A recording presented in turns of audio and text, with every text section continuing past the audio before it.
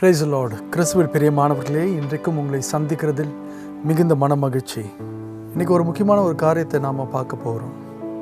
நாம் வழியில் துடிக்கும் போது தேவனை அந்த வழியின் மூலமாக மகிமைப்படுத்த முடியுமா? நம்ம வழியில் இருக்கும்போது பாடுகள், உபத்திரம், வேதனை, அதுக்கு என்ன பேர் வச்சுக்கிட்டாலும் சரி, நீங்கள் அதன் மூலமாக அதை கொண்டு நாம் தேவனை மகிமைப்படுத்த முடியுமா? உடனே ஒரு சில பேர் சொல்லுவாங்க, ஆமாம் பிரதர், ஆண்டவர் அதை தான் செஞ்சிட்ருக்கிறாரு, என்னுடைய வாழ்க்கையில் அவருடைய நாமத்தை மகிமைப்படுத்துறதுக்காக எனக்கு வழியை கொடுத்துட்டு இருக்கிறாரு அப்படின்னு சொல்லி. அது முற்றிலும் தவறு, நிச்சயமாக கிடையாது. அவருடைய நாமத்தை மகிமைப்படுத்துவதற்காக நம்மை துடிக்க வைக்கக்கூடிய நபர் அல்ல, கடவுள் அல்ல, நம்முடைய ஆண்டவர். ஆனால் நாம் நம்முடைய வாழ்க்கையில் செய்யக்கூடிய ஒரு சில தவறுகள், தவறான முடிவுகள், அல்லது வாழ்க்கையில் வரக்கூடிய தானாக வரக்கூடிய பிரச்சனைகள், பாடுகள், இது மிகுந்த வலியை உண்டாக்கலாம்.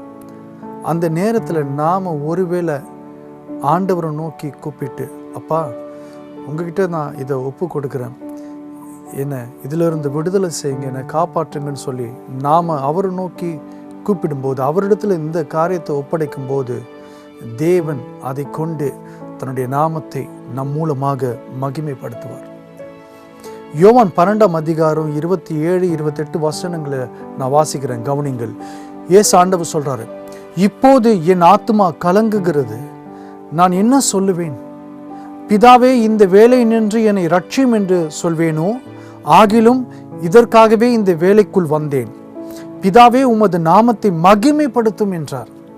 அப்போது மகிமைப்படுத்தினேன், இன்னமும் மகிமைப்படுத்துவேன் என்கிற சத்தம் வானத்திலிருந்து உண்டாயிற்று. இயேசு ஆண்டவர் மிகுந்த கலக்கத்தில் இருக்கிறாரு. அவர் சொல்றாரு, என் ஆத்மா கலங்குகிறது. அவர் படப்போகின்ற பாடுகளை நினைத்த போது, சிலுவையை நினைத்த போது அவர் கலங்கி போகிறாரு. நான் என்ன சொல்லுவேன்? எனக்கு என்ன சொல்றதுன்னே தெரியலையே பிதா கிட்ட. இது வேணான்னு சொல்லவா, இல்லை இதை ஏற்றுக்கொள்ளவா, என்னன்னு சொல்லணும்னு கூட எனக்கு தெரியலையே.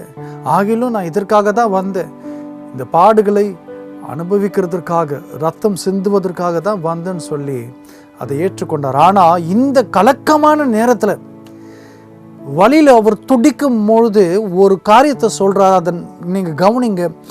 அந்த நேரத்தில் பிதாவே, உமது நாமத்தை மகிமைப்படுத்தும் என்றார். நான் வழியில் துடிக்கிறேன், பிதாவே இந்த நேரத்தில் இந்த வழியை கொண்டு உம்முடைய நாமத்தை மகிமைப்படுத்துங்கப்பான்னு சொல்லி பிதா சொல்றாரு, மகிமைப்படுத்தின. ஆமாம், என்ன நடந்துச்சு? இன்றைக்கும் உலகத்தில் இருக்கக்கூடிய அத்தனை ஜனங்க அவரை ஏற்றுக்கொண்ட ஒவ்வொருவரும் பிதாவை மகிமைப்படுத்துகிறார்கள். அவருடைய பாவத்திலிருந்து விடுதலை கொடுத்துருக்கிறாரு, ஆத்ம ரட்சிப்பை கொடுத்துருக்கிறாரு, சமாதானத்தை கொடுத்துருக்கிறாரு, சுகத்தை கொடுத்துருக்கிறாரு, வியாதியிலிருந்து சுகம், விடுதலை. இயேசு ஆண்டவரை பிதாவாகிய தேவன் சிலுவையில் நமக்காக கொடுக்கலனாக்கா, அவர் அந்த வலியை ஏற்றுக்கொள்ளவில்லை என்றால் நமக்கு இன்றைக்கு மீட்பு இல்லை, சமாதானம் இல்லை, சந்தோஷம் இல்லை, சுகம் இல்லை. ஆகவே இயேசுவை ஏற்றுக்கொண்ட ஒவ்வொருவரும் பிதாவை துதிக்கிறார்கள், நன்றி செலுத்துகிறார்கள், தேவனை மகிமைப்படுத்துகிறார்கள். தேங்க்யூ ஃபாதர், உம்முடைய மகனாக, உம்முடைய குமாரனாக இயேசுவை எங்களுக்காக கொடுத்ததற்காக நன்றி அப்படின்னு சொல்லி இயேசுவனுடைய வலி பிதாவினுடைய நாமத்தை மகிமைப்படுத்தியது.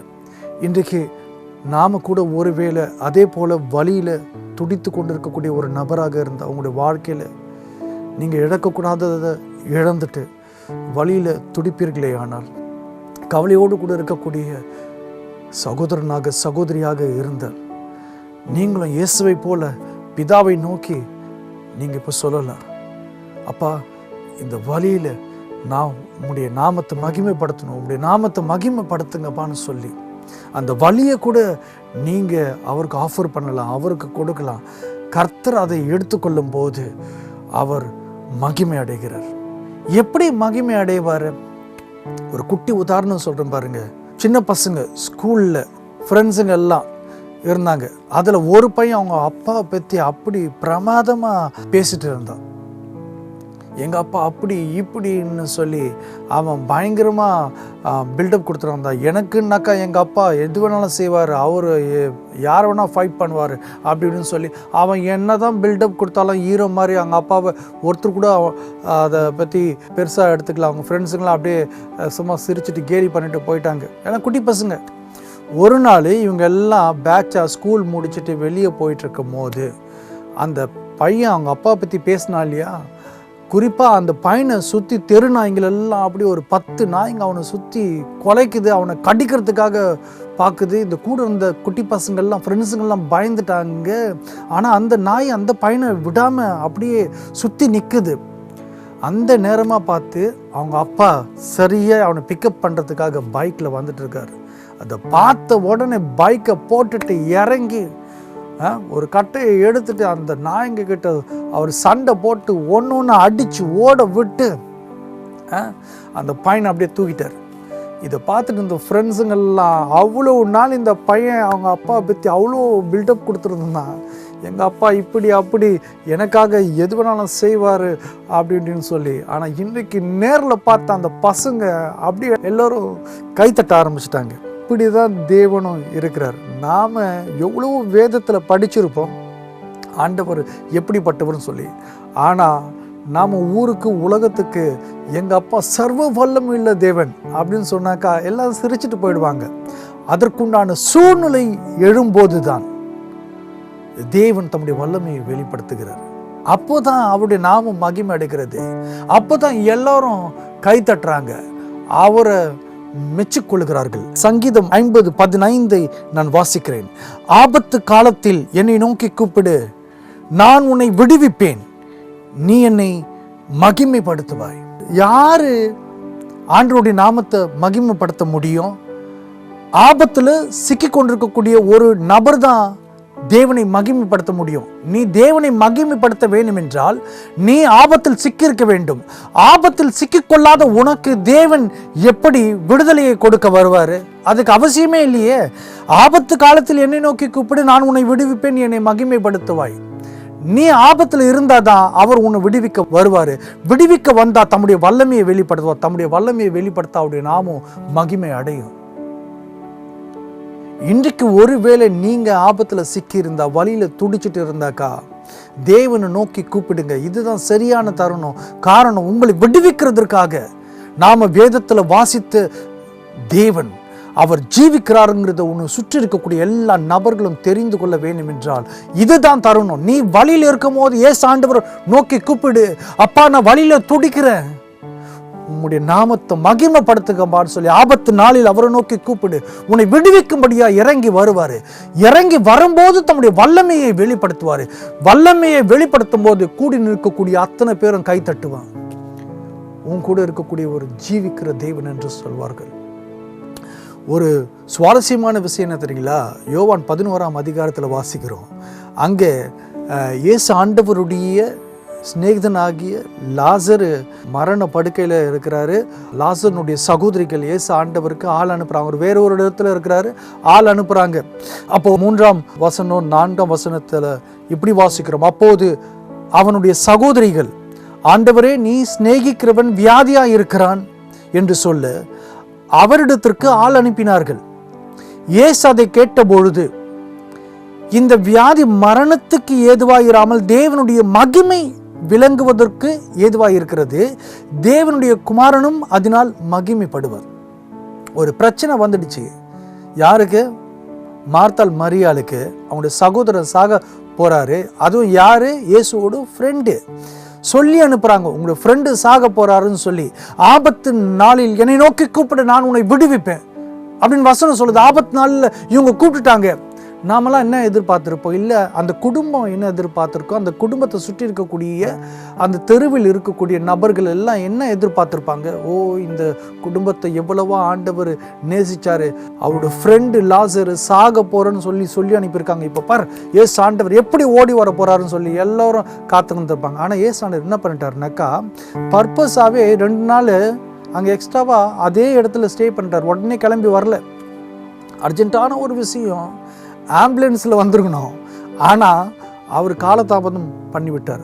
அவர் அந்த இடத்திற்கு வரும்போது லாசர் மரித்து போய் 4 நாள் ஆயிடுச்சு. அவ்வளோ லேட்டாக வந்தார். இன்றைக்கி ஒருவேளை நீங்கள் அப்படிப்பட்ட நேரத்தில் இருக்கலாம். வலியோடு கூட நீங்கள் துடித்து கொண்டு இருக்கும்போது ஏசு ஏசுன்னு சொல்லி நீ கூப்பிட்டுட்டே இருந்தியே, எங்கே உன்னுடைய ஆண்டவர்? ஜெபம் பண்ணிகிட்டே இருந்தியே, சபைக்கு போனியே, ஆண்டவருக்கு ஸ்தோத்திரம் பண்ணியே, அவரே நினச்சிட்டு இருக்கிறியே, வேதம் வாசிக்கிறியே, அவர் தான் உன்னுடைய கடவுள்னு சொல்லி நீ அவரை போற்றி கொண்டு இருக்கிறாய். எங்கே உன்னுடைய ஆண்டவர்? ஏன் உனக்கு உதவி செய்யலை? உன் குடும்பத்துக்கு நல்லது செய்யலை, உன் குழந்தைக்கு நல்லது செய்யலை? நீ கடன் கஷ்டத்தில் இருக்கிறியே, வியாதியில் இருக்கிறியே, உன் குடும்பத்தில் சண்டை சச்சரவு இருக்குது, நீ ஜெபம் பண்ணுறியே, எங்கே ஆண்டவர் உனக்கு ஒன்றுமே செய்யலைன்னு சொல்லி உன்னை சுற்றி இருக்கக்கூடிய நபர்கள் எல்லாம் பரிகாசம் செய்யலாம். நீ தொழுது கொள்கிற இயேசு எங்கேன்னு சொல்லி ஒருவேளை அவர்கள் உன்னை நோக்கி பார்த்து கேள்விகள் கேட்கலாம். இதே சம்பவம் லாசருடைய குடும்பத்திற்கு நடந்தது என்பதை நாம் மறந்துவிடக்கூடாது. அவர்கள் வெட்கப்பட்டு போகும்படியாக ஆயிடுச்சு. ஏன்னா இயேசு ஆண்டவரை ஆள் அனுப்பி கூட ஆபத்து நாளில் கூப்பிடுன்னு சொன்னாங்க. கூப்பிட்டும் கூட வரவே இல்லை, லேட்டாக வந்தார். ஆனால் என்ன நடந்துச்சு? அந்த நேரத்தில் லாசர் மரித்து போயிருந்தார். மரித்து போன ஒரு நபரை யாராவது உயிர்ப்பிக்க முடியுமா? ஏதாவது ரொம்ப சீரியஸாக இருக்கக்கூடிய நபரை கூட அவர் கூட பெட்டை விட்டு அவர் எழுந்து விட்டால் அது ஒரு பெரிய ஒரு ஸ்டோரி கிடையாது. ஆனால் செத்து போன ஒரு நபரை உயிரோடு கூட எழுப்பும்போது அது ஒரு பெரிய ஸ்டோரி. அது நடக்கிறதுக்காக தான் இயேசு ஆண்டவர் காலதாமதம் செய்தார். ஏன்? இந்த ஒட்டுமொத்த ஊரே தெரிந்து கொள்ள வேண்டும், நான் இந்த குடும்பத்தை நேசிக்கிறேன், இந்த குடும்பம் என்ன நேசிக்குது, என்ன நம்புது, நானும் இந்த குடும்பத்தை நேசிக்கிறேன், நான் எந்த அளவிற்கு பெரிய காரியம் செய்வேன் என்னை நம்பி இருக்கக்கூடிய பிள்ளைகளுக்கு என்பதை இந்த ஊர் தெரிந்து கொள்ள வேண்டும். லாசருடைய குடும்பத்திற்கு நான் எவ்வளோ க்ளோஸு, மார்த்தாள் மரியாளுக்கு நான் எவ்வளோ க்ளோஸு அப்படிங்கிறது அந்த ஊர் தெரிஞ்சுக்கணும். அவர்களை பரிகாசம் செய்யக்கூடிய நபர்கள், எங்கே உன் தேவன் என்று கேள்வி கேட்கக்கூடிய நபர் தெரிந்து கொள்ள வேண்டும்.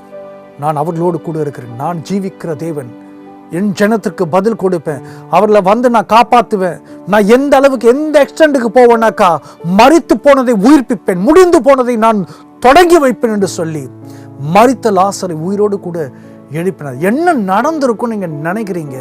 ஜஸ்ட் கற்பனை பண்ணி பாருங்க. அதுக்கப்புறம் அந்த ஃபேமிலி அந்த தெருவில் நடக்கும்போது அவர்களை பார்க்கக்கூடிய பக்கத்து வீட்டுக்காரங்க, அந்த தெருவில் இருந்தவங்க, அந்த ஊரில் இருந்தவங்கலாம் எப்படி பார்த்துருப்பாங்கன்னு சொல்லி, யாரா இவங்க, ஆண்டவர் என்ன மாதிரி அற்புதம் பண்ணாருன்னு சொல்லி நடந்துச்சுங்க. இது நீங்க அடுத்த அதிகாரம் 12ஆம் அதிகாரத்தில் எடுத்து வாசிங்கனாக்கா 9ஆம் வசனத்தில் ஒரு விஷயம் வேதம் சொல்லுது. இயேசு ஆண்டவர் மீண்டுமாக அந்த இடத்துக்கு வந்திருக்கிறாரு. இதெல்லாம் இந்த சம்பவம்லாம் முடிந்த பிற்பாடு அப்போ நடக்கக்கூடிய விஷயம். யோவான் 12:9. அப்போது யூதரின் திரளான ஜனங்கள் இயேசு ஆண்டவர் இருக்கிற இடத்துல அவர் அங்கே இருக்கிறதை அறிந்து இயேசுவின் நிமித்தமாக மாத்திரமல்ல அவர் மரித்தோரிலிருந்து எழுப்பின லாசருவை காணும்படியாகவும் வந்தார்கள். மறுபடியும் லாசர் இருக்கக்கூடிய ஊருக்கு வந்தாச்சு, அவங்க வீட்டுக்கு வந்தாச்சு இயேசு ஆண்டவர். மறுபடியும் வரும்போது ஒரு திரளான கூட்டம், திரளான ஜனம் அவரை பார்க்கறதுக்காக வந்தாங்க. யாரை பார்க்கறதுக்காக?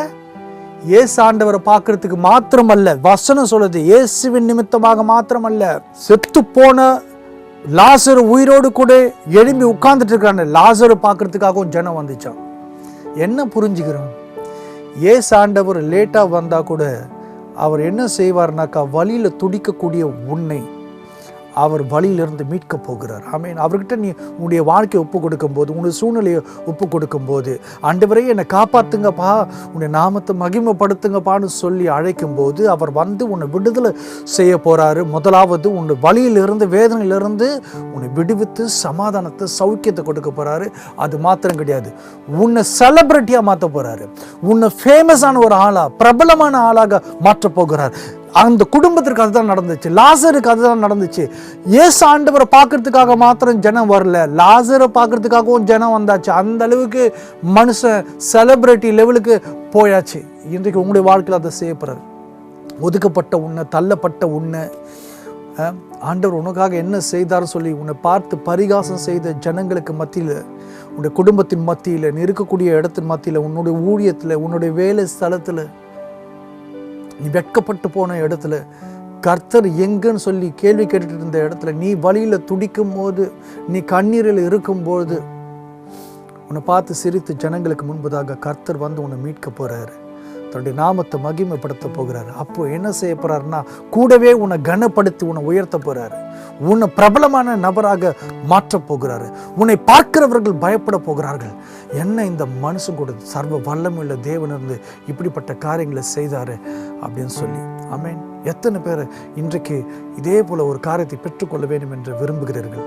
ஒருவேளை இன்றைக்கு வழியில் துடிக்கக்கூடிய நபராக நீங்கள் இருந்தீங்கன்னாக்கா, இப்போ ஆண்டவரை நோக்கி கூப்பிடுங்க. அப்பா, என்கிட்ட வாங்கப்பா, என்னை விடுதலை செய்யுங்கப்பா, இந்த வழியை ஒப்பு கொடுக்குறேன் சாமி, உன் நாமத்தை மகிமைப்படுத்துங்கப்பான்னு சொல்லி கூப்பிடுங்க.